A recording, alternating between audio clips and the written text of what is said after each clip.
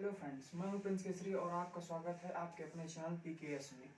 आज मैं आपको केमिकल रिएक्शन से रिलेटेड वो सारी चीज़ें बताने वाला हूं जिनको आप पढ़ के आप 4 नंबर आप पक्का कर सकते हैं क्लास 10th के बोर्ड एग्जाम का। तो चलिए शुरू करते हैं। सबसे पहला, केमिकल रिएक्शन होता क्या है। आज हम सबसे पहले आपको बताएंगे कि केमिकल रिएक्शन होता क्या है। सबसे पहले आपको पहचानने के लिए कि कोई केमिकल रिएक्शन हो रहा है कि नहीं हो रहा है, सबसे पहली चीज़ ये है कि आप सबसे पहले देखिए कि कोई नया सब्सटेंस बन रहा है कि नहीं बन रहा है। आप मेन डिफरेंस यही होता है, एक केमिकल चेंज होता है और एक फिजिकल चेंज होता है। मेन डिफरेंस यही होता ही है कि केमिकल रिएक्शन में जो होता है एक नया सब्सटेंस बनता है, लेकिन फिजिकल रिएक्शन में या फिजिकल चेंज में जो होता है आपका बस स्टेट चेंज हो जाता है। केमिकल रिएक्शन सबसे पहले हमको यही देखना है कि कोई नया सब्सटेंस बन भी रहा है कि नहीं बन रहा है। अगर कोई सब्सटेंस किसी भी रिएक्शन में कोई नया चीज अगर बन रहा है तो वो आपका केमिकल रिएक्शन कहलाएगा। Types of chemical reaction. सबसे पहला टाइप होता है केमिकल रिएक्शन का कॉम्बिनेशन रिएक्शन, जिसको हम लोग इस प्रकार जानते हैं कि अगर किसी भी रिएक्शन में कोई दो या दो से अधिक एलिमेंट्स या कंपाउंड्स को जोड़ने से कोई एक सिंगल कंपाउंड बनता है तो उसको हम लोग कॉम्बिनेशन रिएक्शन कहते हैं। आइए इसका एग्जांपल देख लेते हैं। देखिए यहाँ पे हाइड्रोजन के एटम्स और ऑक्सीजन के एटम्स मिलके वाटर का मॉलिक्यूल बना रहे हैं। तो यहाँ आप देख सकते हैं कि दो एलिमेंट्स मिलके एक मॉलिक्यूल बना रहे हैं, तो इसको कॉम्बिनेशन रिएक्शन कहा जाता है। और ये मैं आपको बताना चाहूंगा कि कॉम्बिनेशन रिएक्शन ज्यादातर केस में आपका एंडोथर्मिक नहीं होता है, एक्सोथर्मिक होता है।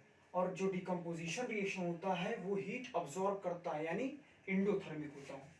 चलिए फिर डिकम्पोजिशन रिएक्शन के बारे में आपको डिटेल में बता देता हूँ। डिकम्पोजिशन रिएक्शन, उसके नाम से ही आप समझ पा रहे हैं, उसमें जो होता है कोई भी चीज डिकम्पोज होता है, यानी कोई भी चीज ब्रेक होता है। जैसे एक कंपाउंड है, कोई भी एक कंपाउंड अगर आप ले लेंगे, जैसे आप देख लीजिए यहाँ पे सोडियम क्लोराइड है, यानी जिसको हम लोग कॉमन साल्ट के नाम से जानते हैं। ये ब्रेक होने के बाद एक सोडियम और क्लोरीन अलग अलग एटम में बढ़ जाता है। यही शो कर रहा है कि डिकम्पोजिशन, मतलब यहाँ कोई भी एक कंपाउंड अगर आप ले लेंगे, उसका डिकम्पोजिशन होने के बाद दो या दो से अधिक एलिमेंट्स या मॉलिक्यूल्स में बन जाता है, उसी को हम लोग डिकम्पोजिशन रिएक्शन कहते हैं।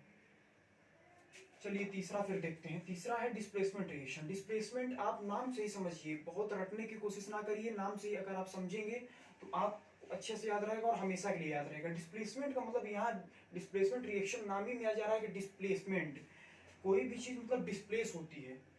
देखिए, the reaction in which a more reactive element displace a less reactive element from its compound.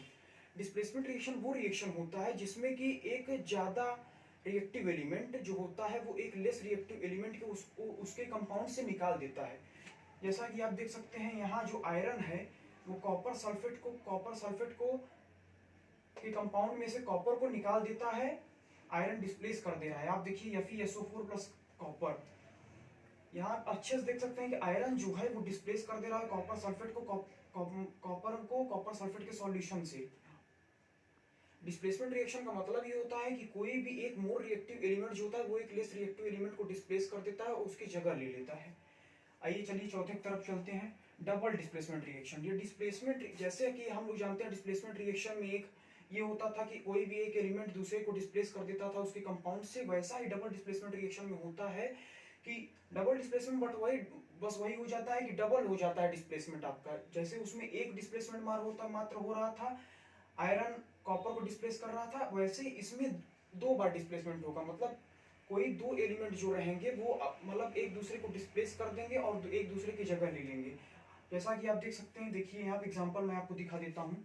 Sodium chloride और कॉपर सल्फेट का जब रिएक्शन हो रहा था तो सोडियम ने कॉपर को डिस्प्लेस कर दिया कॉपर सल्फेट सॉल्यूशन में से, और कॉपर ने सोडियम को डिस्प्लेस कर दिया सोडियम साल्ट में से।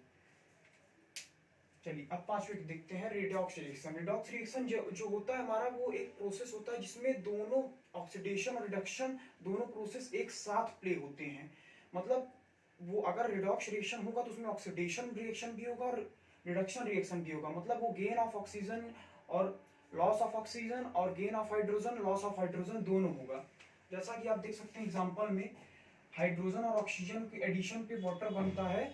आप देखिए यहाँ पे हाइड्रोजन को ऑक्सीजन मिलता है, यानी हाइड्रोजन जो है वो ऑक्सीडाइज्ड हो जा रहा है, लेकिन ऑक्सीजन को हाइड्रोजन मिल जा रहा है, इसलिए ऑक्सीजन जो हो रहा है वो रिडक्शन प्रोसेस प्ले कर रहा है।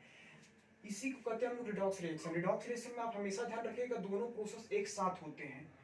धन्यवाद, हमारा सफर यहीं खत्म हुआ, आगे मिलते हैं फिर नए वीडियो के साथ।